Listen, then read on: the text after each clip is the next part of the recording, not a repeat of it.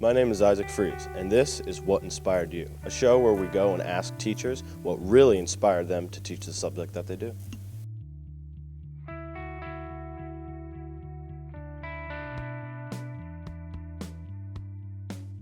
I grew up in upstate New York near Syracuse, and the most common thing people think of Syracuse is snow. The winters were really tough, so I remember all the snow days upstate New York.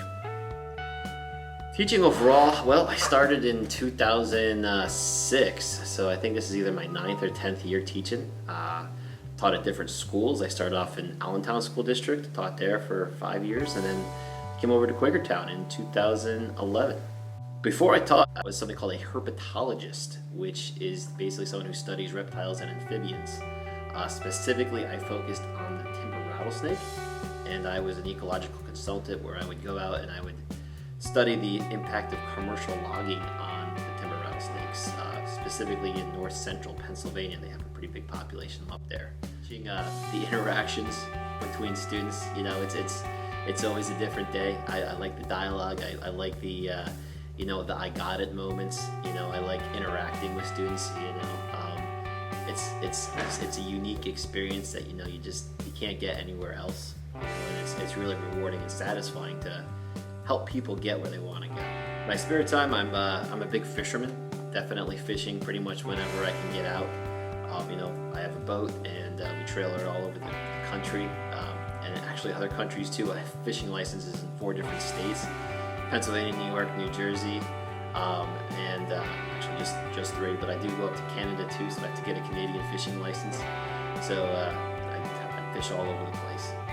5 years, I still see myself teaching chemistry. It's something that I constantly am trying to get better at. And it's something I love. I don't really see myself doing anything different at this point in time. Because chemistry is definitely a unique subject, and I really enjoy sharing with people. I think it's harder to think when chemistry is not being used in your daily life. When you think things of the most common thing, I'm thinking like your cell phone. The chemistry in the lithium-ion batteries in the cell phones, or the iPads, or the iPods. All that kind of stuff. That's daily things. The thing that you get sick and you go to the doctor and you can get medicine and you don't die from a bacterial infection if you cut your finger. That's a positive in today's environment. You think about it. Back in the 1600s, if someone got a cut, they could die from that because there were no antibiotics. So chemistry is really all around us. Well, like anything, other teachers, first off, and the act of teaching it. I did not go to college to become a teacher. I went to the college in New Jersey, and I was actually a straight biology major. And then I went to graduate school in Shippensburg, a straight biology major as well there. My master's is actually in biology, it's not in education.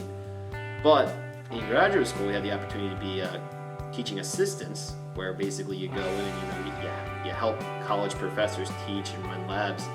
And it was that point that I actually had my first experience interacting with students, and that was the first time I actually had hands-on, teaching experience, and it kind of got pointing me in that direction.